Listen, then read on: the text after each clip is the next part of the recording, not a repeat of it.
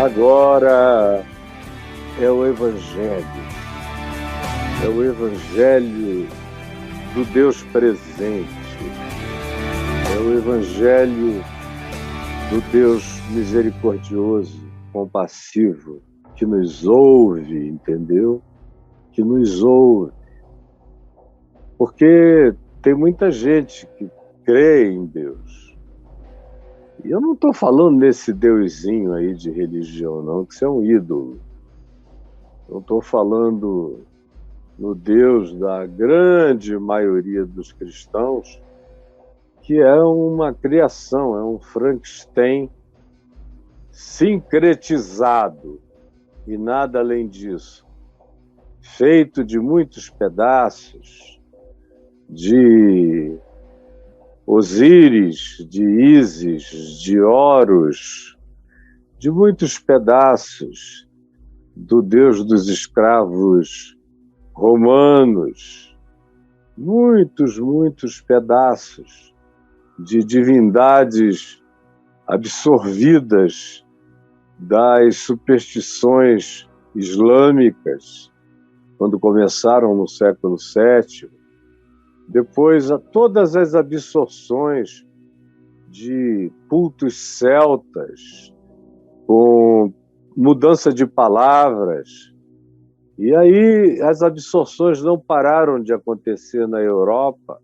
Se acompanha a linha da produção dos dogmas do cristianismo, seja ele católico, ortodoxo, grego, copto, russo, ou depois dos protestantes e dos evangélicos, está todo mundo fazendo absorções, as mais variadas, às vezes até de perversões cristãs anteriores. E o povo não sabe e engole.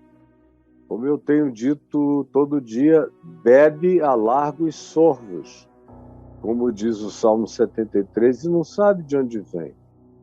O cristianismo, todo ele, é um grande sincretismo, de modo que você fala em Deus, parece que está falando em Deus, mas você está falando num Deus, no Deus do seu grupo, da sua agremiação, da construção dos sacerdotes escultores de divindades, ou dos produtores de teologias do divino, que não passam também de idolatrias mentais projetadas.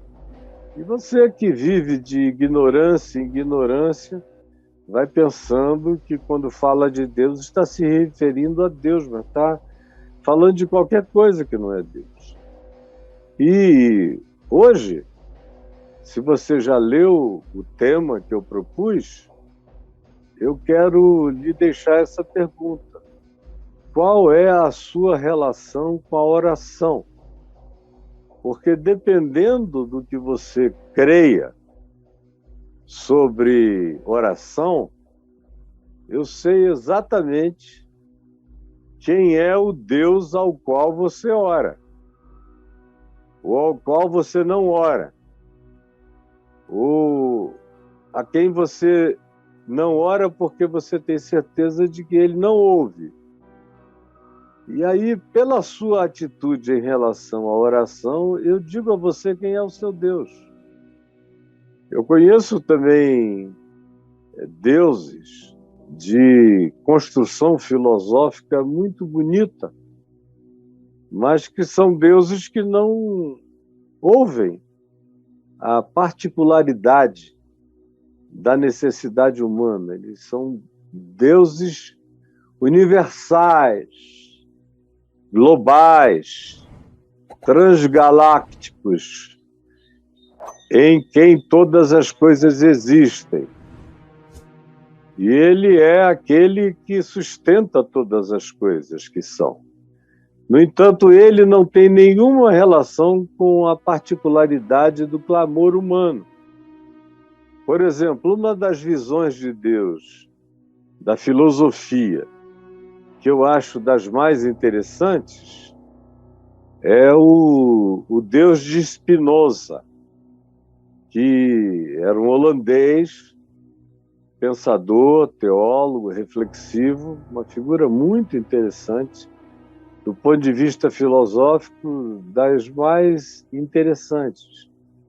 E eu me lembro quando eu li a primeira vez sobre o Deus de Spinoza, há muito tempo atrás, e verifiquei as coisas que eram coerentes com o Novo Testamento, e cheguei ao momento da declaração dele quanto à oração, que ele achava que Deus não tinha relações de particularidade com nenhuma pessoa humana, e que ele era o Deus dos fenômenos, mas ele não era o Deus de resposta aos clamores, aos pedidos.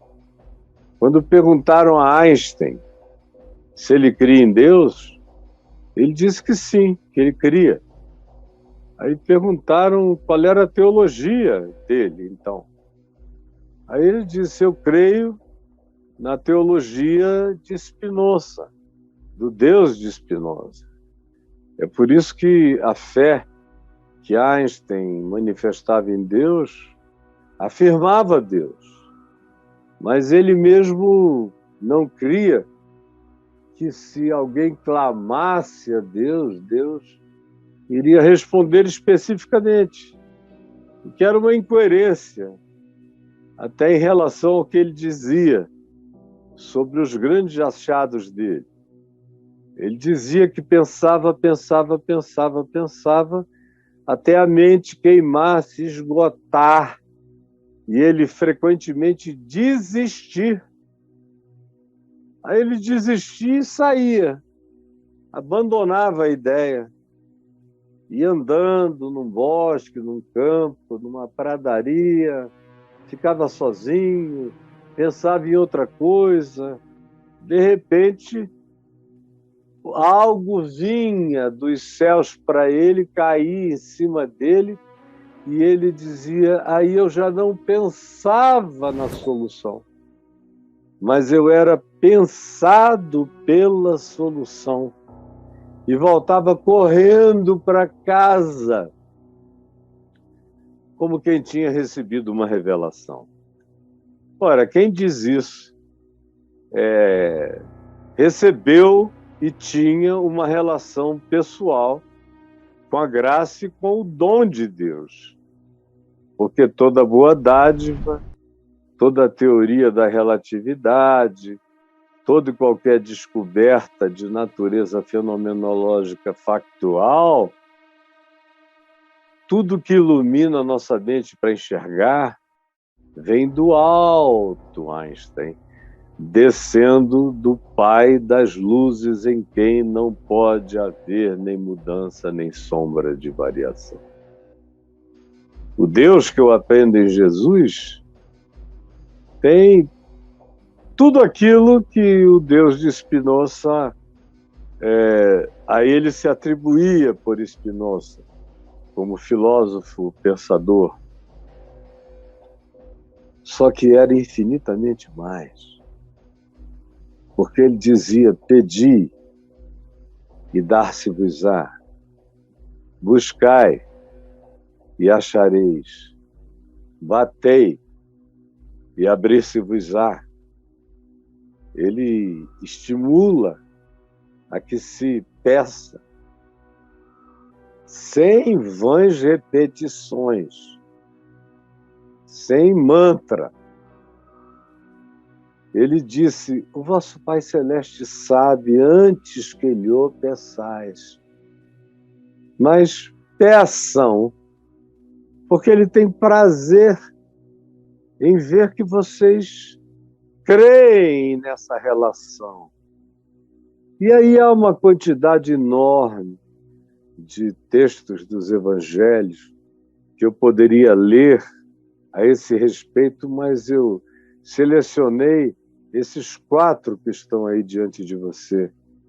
Primeiro, Lucas 11:13, que começa dizendo no verso 11: qual dentre vós é o pai que, se o filho lhe pedir o pão, lhe dará uma cobra, uma pedra? Você é desse tipo? Só se você é um pai diabo. Mas se for um pai humano, você jamais seria assim. Ou uma mãe verdadeira jamais seria assim. Filho pede um pão, você diz: ó, vai chupando essa pedra aí. Enquanto isso, pede a Deus para ver se ele transforma a pedra em pão, como foi a proposta do diabo a Jesus.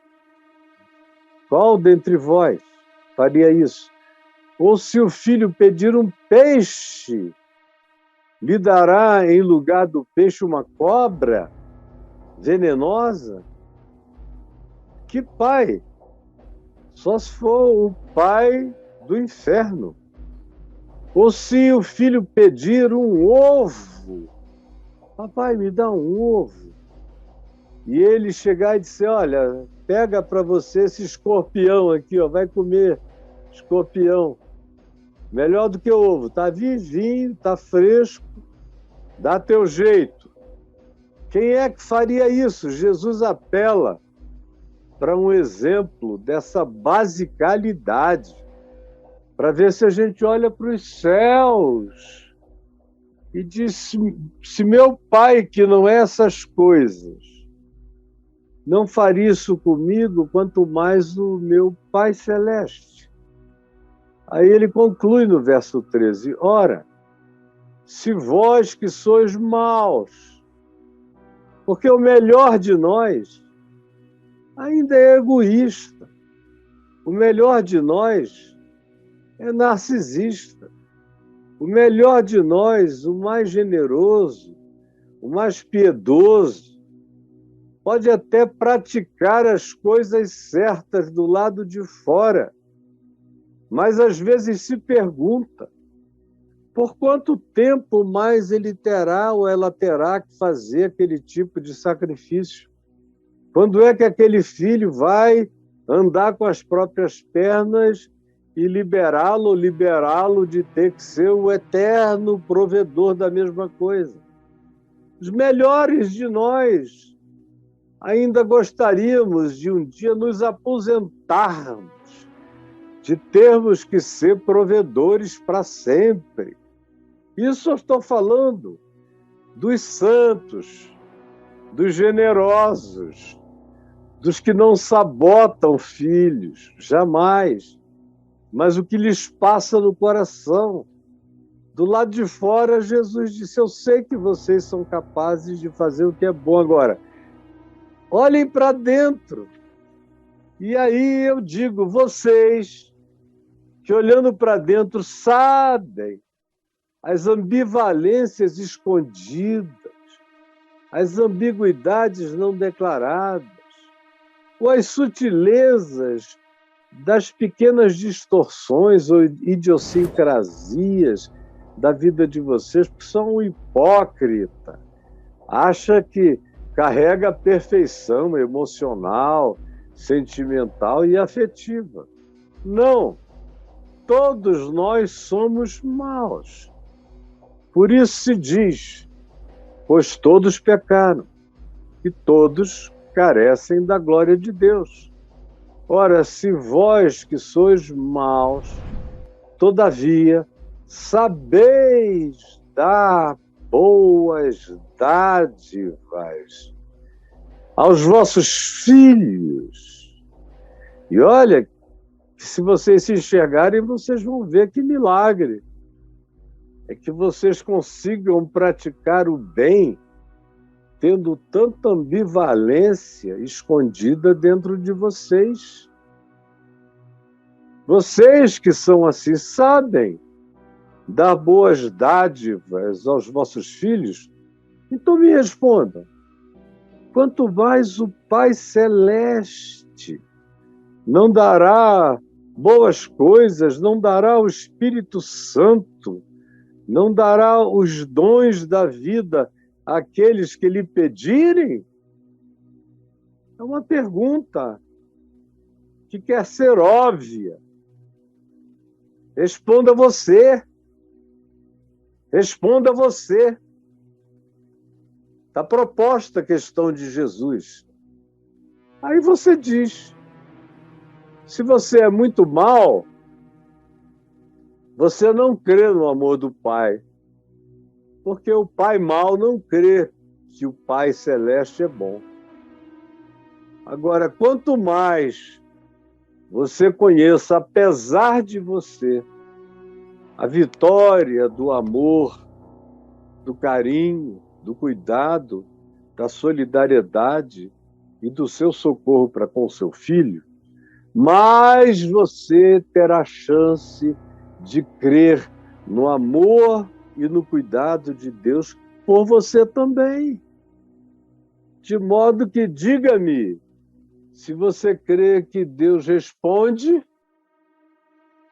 e eu te direi que tipo de pai ou de mãe tu és.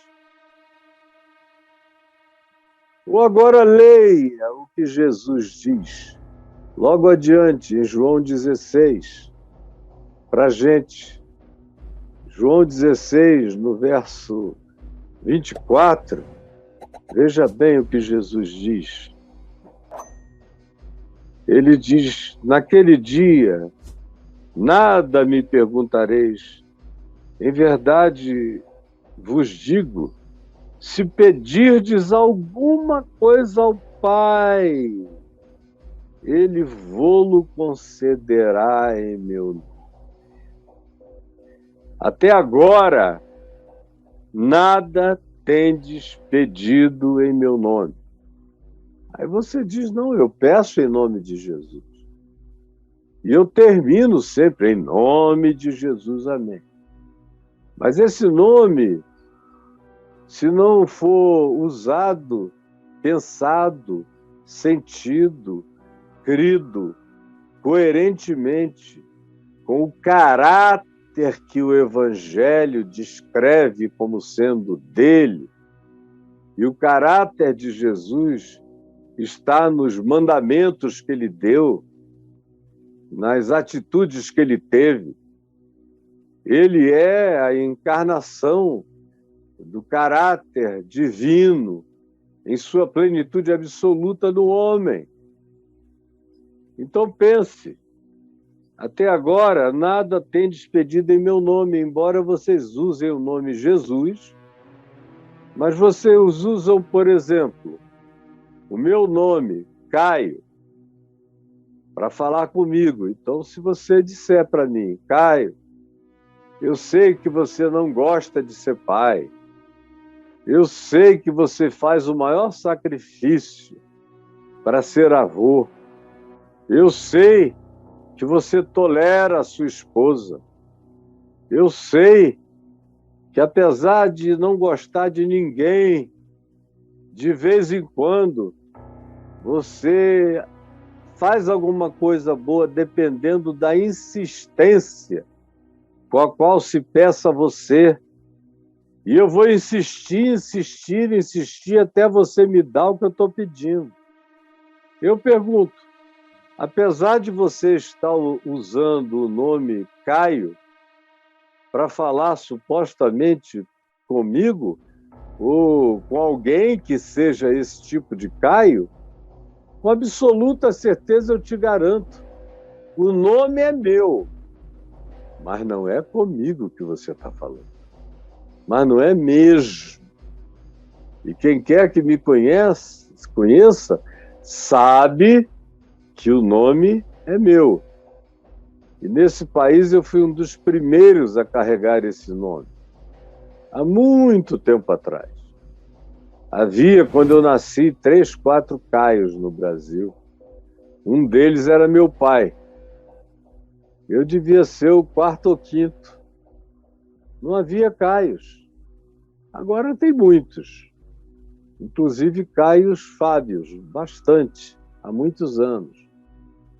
Mas eles não sou eu.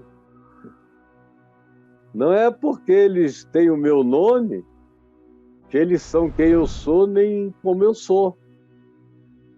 É simples explicar que não é o nome Jesus que te dá acesso ao Pai, mas é a sua fé no caráter do Cristo que se encarnou em Jesus.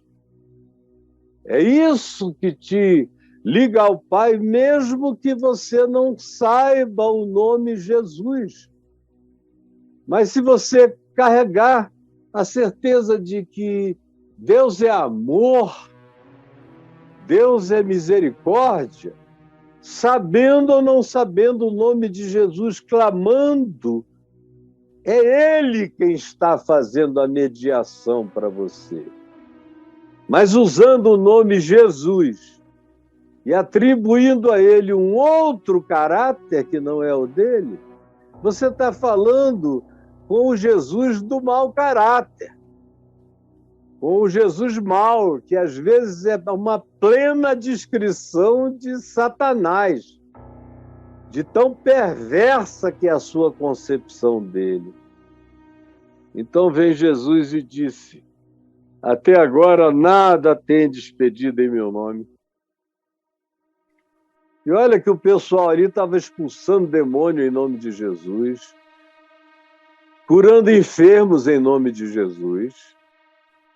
E isso aqui é dito depois deles terem tido muita vivência e praticado muita coisa em nome de Jesus.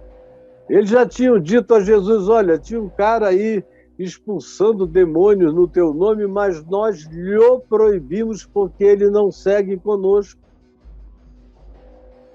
Mas Jesus diz: até agora vocês não sabem ainda de que espírito vocês são, como foi o que ele disse no Evangelho de Lucas a João e Tiago, que queriam fazer fogo dos céus cair sobre os samaritanos para torrá-los, porque eles estavam frustrados e com raiva. E pensavam que Deus era parceiro dessa maldade. Imaginaram que Deus era Putin, que eles eram os filhos do Putin. Então manda descer fogo do céu. Jesus disse: vocês não sabem de que espírito são. É por isso que agora, no fim da jornada praticamente, ele continua a dizer: até agora nada tendes pedido, com essa consciência que pode crescer em vocês de quem eu sou. Pedi e recebereis. Repita comigo: pedi e recebereis. Mais uma vez, repita comigo: pedi e recebereis. Para quê, hein? Olha só.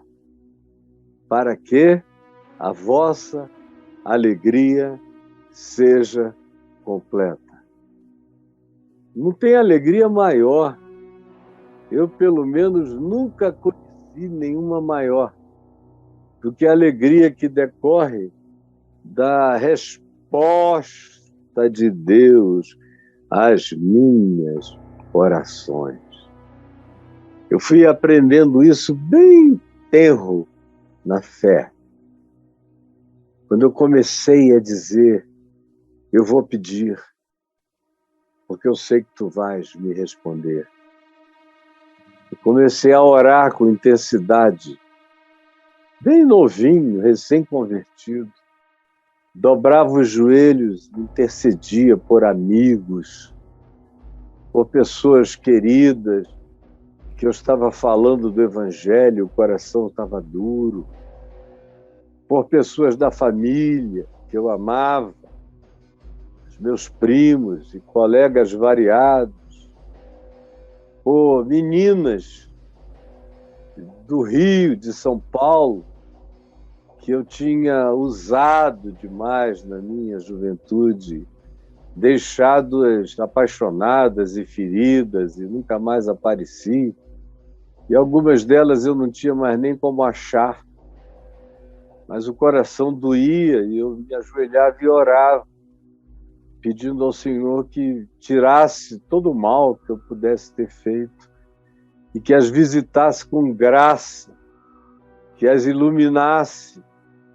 E aí, depois de alguns anos, eu comecei a encontrar com várias delas, sem querer, em aeroportos, aviões. Uma delas era a aeromoça da Varig. E aí, essa, por exemplo, me acordou para me agradecer e dizer que ela me acompanhava na TV, que era inacreditável o que tinha acontecido e que ela tinha acabado de se convertido.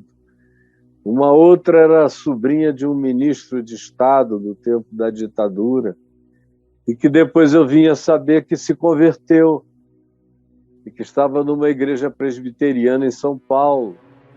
E aí houve outras de Manaus que estavam cheias de ódio e eu orava, de repente apareceram no culto para dizer, olha, eu nunca pude esquecer que aquela pessoa que você era se transformou nesse homem de agora e eu vim ouvir a tua palavra.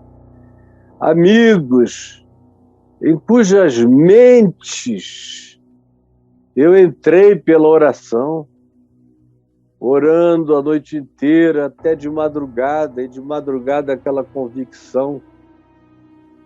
E eu pedi a Deus para que eu tivesse a graça de sugerir sonhos para o meu amigo que tinha acabado de tentar o suicídio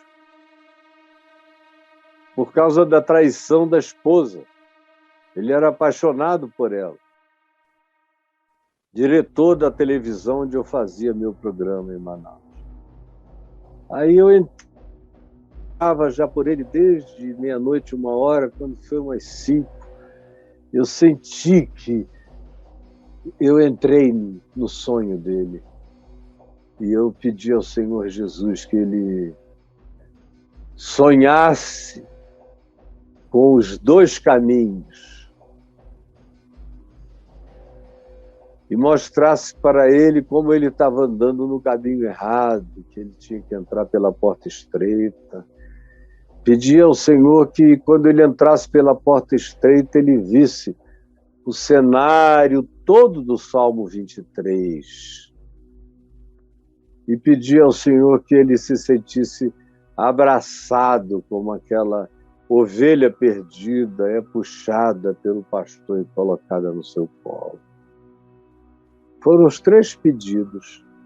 Quando eu acabei, eu corri para a casa dele, 6h30 e ele já tinha saído de casa para a televisão.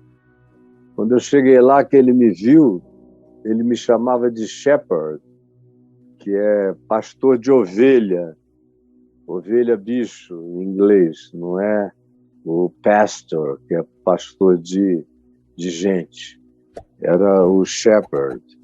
Aí ele gritou lá de dentro do estúdio para mim, shepherd! Saiu chorando, me abraçou, me levou para a sala e falou, você não sabe o que me aconteceu hoje de madrugada. Aí eu falei, eu sei sim, foi por isso que eu vim aqui. Ele estava sentado na mesa e eu na cadeira, uma poltrona. Falei, você quer contar ou quer que eu te conte? Aí ele falou, deixa eu ver, então me conta. Aí eu comecei a contar. Eu tinha orado por ele a noite inteira e que 5h eu tinha pedido para entrar no sonho dele e que eu tinha pedido para ele ver essas imagens, essas 3 imagens. A porta larga, caminho largo, porta estreita, caminho estreito. O que estava para além dessa porta, que era Jesus, que era o Salmo 23. Aí eu recitei o Salmo todo. E aí eu falei da parábola da ovelha perdida, que mais alegria há numa que se arrepende do que em 99 que não precisam de arrependimento. E ele chorava. Que milagre é esse? Que negócio é esse? Porque foi exatamente isso que me aconteceu. E parece que eu recebi um banho de calor divino, de um líquido de amor, e eu me levantei e saí querendo viver, e eu estou aqui com uma alegria de trabalhar que nunca eu tive na vida. E eu falei, eu estou aqui com essa alegria que Jesus prometeu quando disse, se vocês pedirem com confiança, a alegria de vocês vai ser completa. Peçam. E aí eu quero ler com você o que Tiago, irmão de Jesus, nos fala no capítulo 4, versos 2 e 3 da Epístola de Tiago. Por favor, leia comigo, com toda a paciência, porque a minha Bíblia é velha. Cada virada de página que eu dou aqui é uma página que se solta. Aí eu não consigo largar essa bichinha, um vínculo de amor, com essa biblinha que já tem 50 anos comigo. Olha aqui, Tiago 4, veja aí, versos 2 e 3, que nos dizem assim, cobiçais, presta atenção, cobiçais e nada tendes. Vocês vivem cheios de cobiça, querem coisas, pedem coisas, cobiçais e nada tendes. Matais e invejais, os fins justificam os meios para vocês, mas nada de fato podeis obter.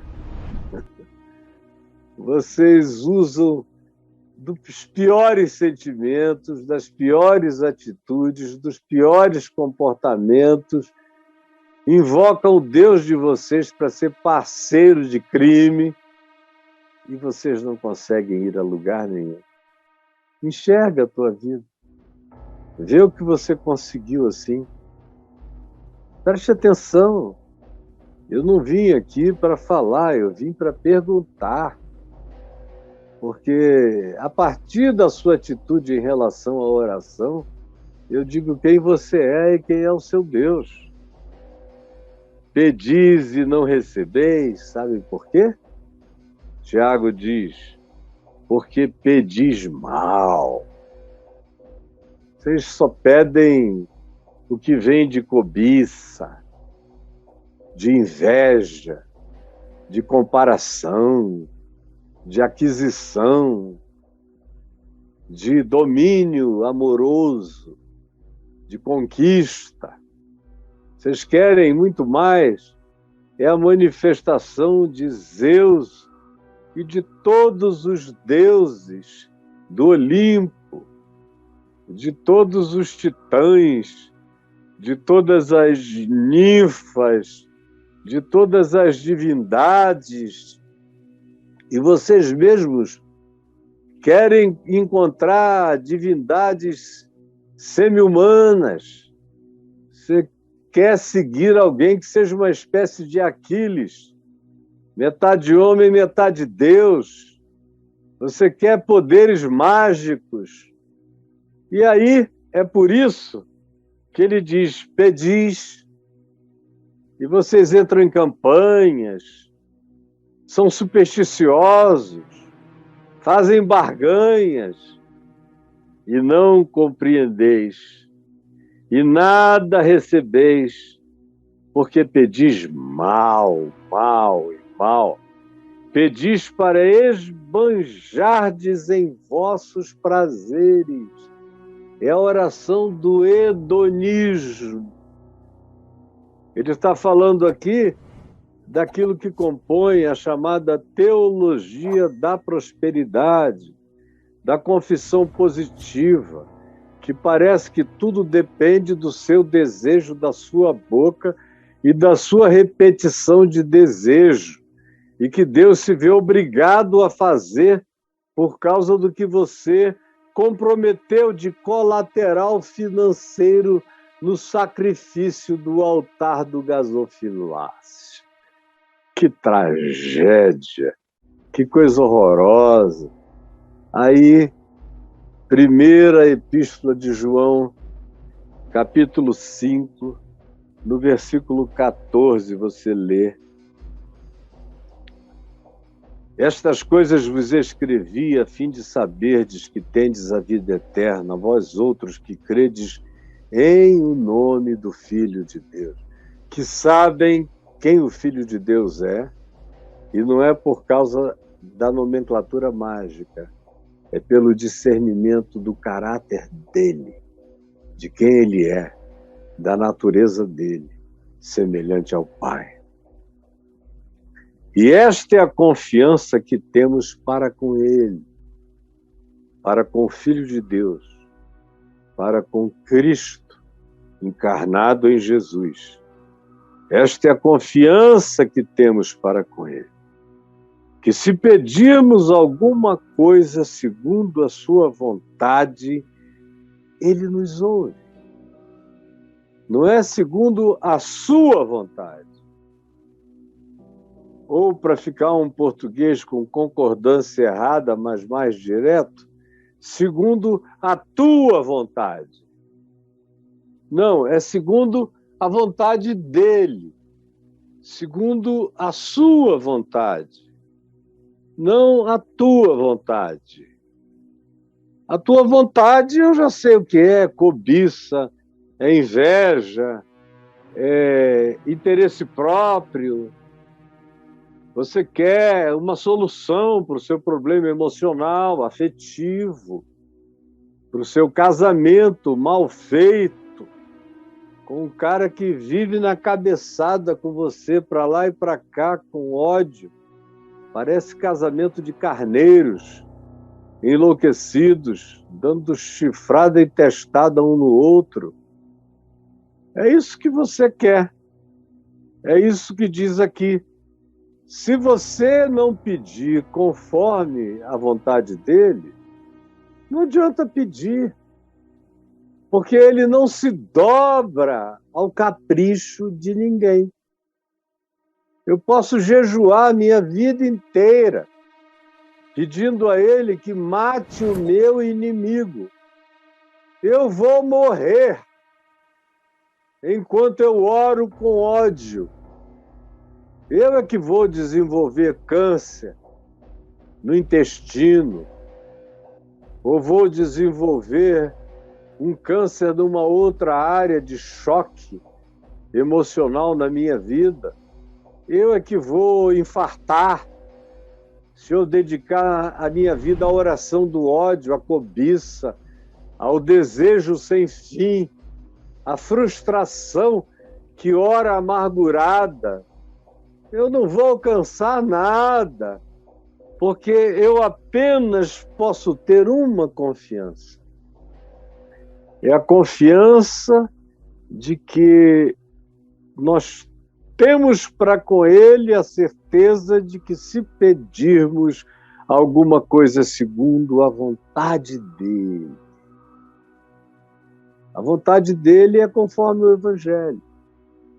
Não é pedindo a ele que julgue os meus inimigos. Isso era no Velho Testamento, que aonde quer que haja esses pedidos, mesmo nos Salmos, saiba, está obsoleto. Salmo 139 é todo o Evangelho na validade. Mas quando chega no final, e ele diz: porventura, Senhor, não odeio os que te odeiam, não aborreço os que te aborrecem, eu os odeio com ódio consumado, para mim são inimigos de fato. Aí, aquela oração, aquele pedaço é para cortar para sempre. Porque Davi não tinha alcançado o Messias, que viria da sua descendência e que diria: não vos vingueis a vós mesmos, amados. Antes, se o teu inimigo tiver fome, dá-lhe de comer, se tiver sede, dá-lhe de beber. Orai pelos vossos inimigos, amai os vossos inimigos e orai por aqueles que vos perseguem. Jesus é assim. Não adianta eu fazer a oração de Moisés, se ela vem carregada daquilo que Jesus não valida como sendo o que deva habitar o espírito de um discípulo dele que crê no Evangelho e obedece o Evangelho, não adianta nada fazer oração de Moisés, de Elias, disso tudo. Eles ainda eram seres muito primitivos. Jesus disse: Abraão viu os meus dias e se regozijou. Ele viu como por espelho, mas teve alegria. Moisés disse: eu disse tudo isso, mas Deus, o vosso Deus, há de mandar alguém muito maior do que eu. Ele vos guiará a toda a verdade. Moisés falou, mas você continua preso a ele sem vir para aquele que ele indicou. Jesus disse, Davi afirmou, disse o Senhor ao meu Senhor, assenta-te à minha direita até que eu te ponha os teus inimigos nos estrados dos teus pés. Davi sabia que aquele que vinha era maior e queria relativizá-lo. Mas você fica fazendo a oração da primitividade, ao invés de orar a mais evoluída de todas as orações, que trata todo mundo como irmão. O Pai é nosso, a santidade é dele, o reino é dele, eu vivo para ele, o pão é nosso e deve ser de todos. Eu não quero comer enquanto todo mundo passa fome. Eu perdoo o próximo porque eu quero ser perdoado. E eu fujo de tentações ao invés de adulá-las, para que o mal não encontre o caminho do meu ser. Essa é a oração que Jesus ensina a gente não só a fazer, mas a ser. E tem agora um texto que me veio aqui ao coração, de Isaías 58, que é exatamente um evangelho coerente com tudo que eu acabei de ler em Jesus. E eu quero que você abra em Isaías, no capítulo 58, que diz o seguinte, Isaías 58, diz, clama a plenos pulmões, não te detenhas, ergue a tua voz como a trombeta e anuncia ao meu povo a sua transgressão e à casa de Jacó os seus pecados. Por quê? Porque mesmo no estado deles, que é um estado de transgressão, quanto mais deliberada, contínua, sem volta, sem arrependimento, sem reflexão, eles acham que é isso mesmo, que eles adquiriram o direito de ser maus em nome de Deus e de usarem o nome de Deus pedindo a prática e a concreção das suas maldades. Porque mesmo neste estado, ainda me procuram dia a dia. É uma coisa impressionante. É o cara mau, a mulher má, mas todo dia eles estão lá na campanha de oração do mal, pedindo para o marido deixar a esposa e ficar com ela, pedindo para um gerente ser removido, pedindo para que a mulher que o cara queira se interesse por ele, porque ele está apaixonado, mas ela é casada, pedindo para que ele tenha os carros mais bonitos que ele possa adquirir, pedindo grana, a ponto de que todos os parentes dele sintam inveja. E ele diz, Senhor, me honra, porque eu fui o mais pobre até hoje, eu quero pedir que chegue o dia em que eles sintam inveja da minha prosperidade. E aí continuam pedindo maldades. E assim se diz, mesmo neste estado ainda me procuram dia a dia, fazem campanha, trazem ofertas, têm prazer em saber os meus caminhos, ficam perguntando, escuta, qual é o meu futuro? O que é que Deus quer para mim? Conta para mim. Mas é tudo só para entrar por um lado e sair pelo outro. Como povo que pratica a justiça e não deixa o direito do seu Deus. Quem olha de fora fica pensando que eles têm compromisso comigo, porque não saem do templo, não param de orar, não param de pedir, não param de clamar, e ainda me perguntam pelos direitos da justiça. Senhor, eu tenho direito, eu estou debaixo da cobertura, eu invoco a legalidade da minha autoridade contra esses outros. É isso que quer dizer. Eles vivem como se eles praticassem a justiça. E que, como gente que não deixa o direito do seu Deus, eles ainda me perguntam pelos direitos da justiça. E dizem que tem prazer de vir me cultuar. Só que eu não estou lá. Não é comigo que eles falam. Eles vêm dizendo, porque jejuamos nós, e tu não atentas para isso, ó Deus. Eu subo o monte, eu jejuo, eu oro, eu boto dinheiro, eu faço a campanha, por que que tu não me ouves? Por que que eu aflijo a minha alma, clamando para obter o que eu desejo, e tu não levas em conta os meus pedidos, as minhas demandas?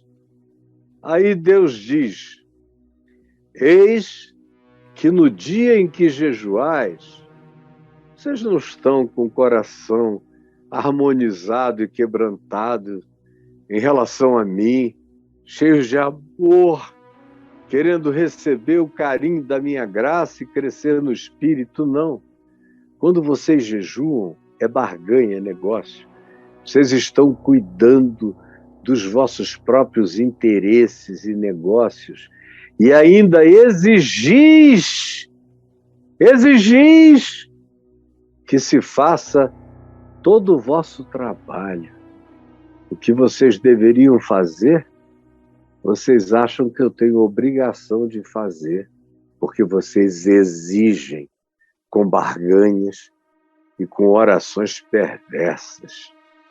Eis que vocês jejuam, diz o Senhor. Preste atenção, meu filho. Preste atenção, filhinho. Eis que vocês jejuam para contendas. O jejum de vocês é aquela batalha de ódio. É a intercessão de quem está dando socos espirituais na cara do outro com muita raiva no coração. É pura contenda, é rixa.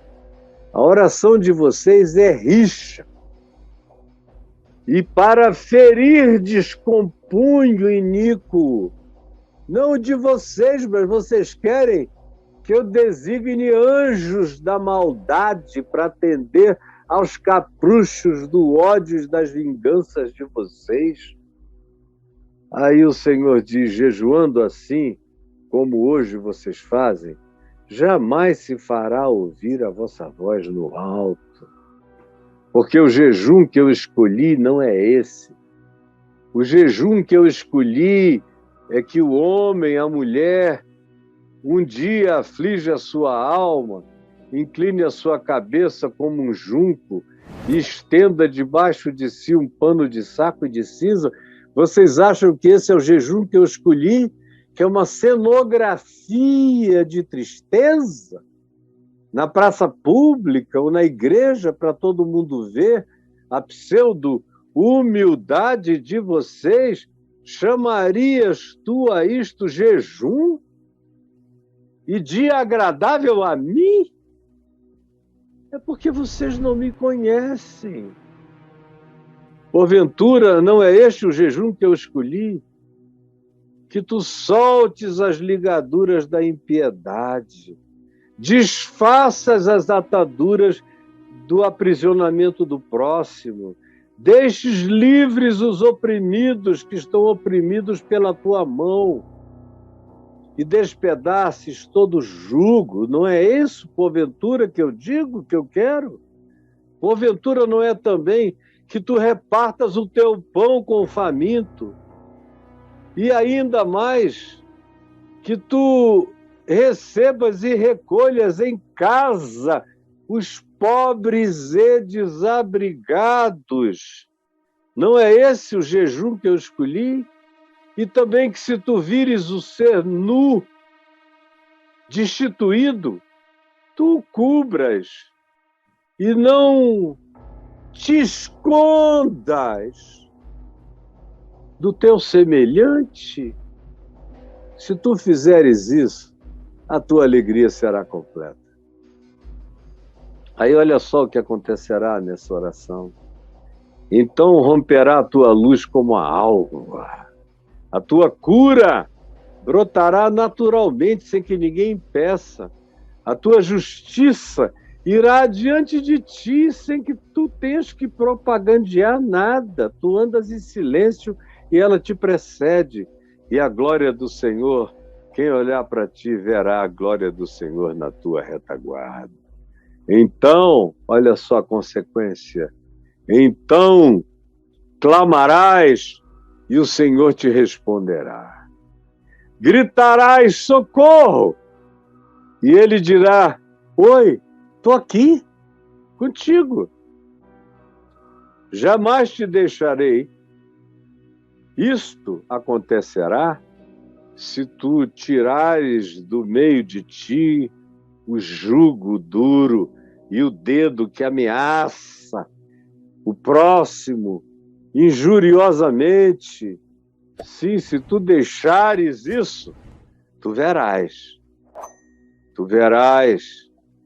Se abrires a tua alma ao faminto e fartares a alma aflita com consolo, então a tua luz nascerá nas trevas e a tua escuridão será como o meio-dia. Quando tiver preto, o sol ainda vai estar pino na tua cabeça. Quando tudo estiver em treva, o sol estará pino na tua cabeça. O Senhor te guiará continuamente. Você não precisa procurar nada. É só andar assim que você já vai estar sendo guiado. Ele fartará a tua alma até em tempos áridos e fortalecerá os teus ossos. Serás como um jardim regado todo dia, como um manancial cujas águas jamais acabam. E os teus filhos edificarão as antigas ruínas do passado. Haverá uma cura geracional. Levantarás os fundamentos ainda de gerações por vir e serás chamado um reparador de brechas, restaurador de veredas, para que o país seja habitável, para que a vida seja possível. Eu estou falando isso aqui com você por uma razão tão simples.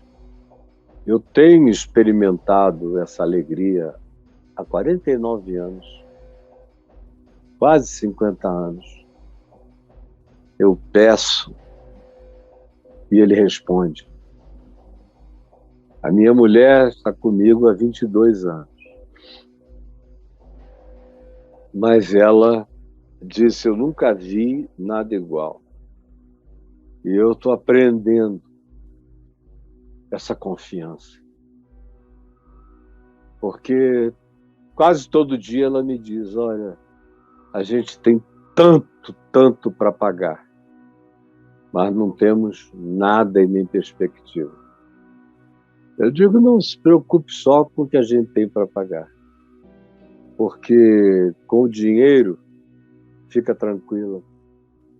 Eu já falei com o Senhor hoje e você não vai virar o dia sem que alguma coisa aconteça. E ela foi vendo que o dia não vira nunca sem algo surpreendente que choca ela e que me deixa alegre. Alegre. Eu nunca sei de onde vem, eu sei de quem vem. E sei que vem todo dia, porque é o pão nosso de cada dia que Ele dá hoje. Ele responde, Ele socorre. Tudo que eu fiz na vida, e eu já fiz coisas imensas e grandiosas, foi feito assim, sem saber de onde vim. Como agora essa casa na pandemia, sem nada. E ela já está levantada, está coberta. Agora eu tenho que terminar, e na graça de Jesus vou terminar. Já estamos terminando com os sócios espirituais que o Senhor vai mandando. E eu não tenho a menor dúvida. Tem gente que diz, escuta, isso é loucura. Eu digo, há quem considere assim, mas que loucura é tão responsiva? Que loucura é tão prática? Que loucura é tão subversivamente associada ao milagre surpreendente da visitação divina? Que loucura é essa? O nome dessa loucura é a certeza das coisas que se esperam. É a convicção de fatos que se não veem, mas são coisas pedidas segundo a sua vontade. Nada a ver com inveja, capricho, comparação, disputa, rixa, ódio, raiva, cobiça. Não. É amor, é entrega, é aquele pedido que Jesus disse que já responderia. É pão, é sobrevivência, é socorro, é a edificação do que seja vida, nos limites e nos parâmetros do Evangelho, segundo a modéstia de Cristo Jesus, que é manso e humilde de coração. Aí a gente pede e descansa. E você só vê o que o Salmo 23 diz. Na presença dos inimigos, você é ungido com óleo, com perfume. E come banquetes impensáveis. E enquanto você anda com o coração livre e leve, sem nada a não ser graça e amor, eis que bondade e misericórdia seguirão você todos os dias da sua vida, até que você habite na casa do Senhor, para todo sempre. Amém. Jesus, que essa palavra singela, singela, singela, tem encontrado um lugar de acolhimento, de consciência de verdade e de estímulo à prática, da oração segundo o teu caráter, segundo a tua vontade, segundo o nome da tua verdade, segundo o Evangelho, segundo a mente de Cristo. E a nossa alegria será sempre completa. Em nome de Jesus, obrigado por aquilo que eu receberei sem nem saber que preciso. E obrigado daquilo que eu preciso e que eu sei que receberei.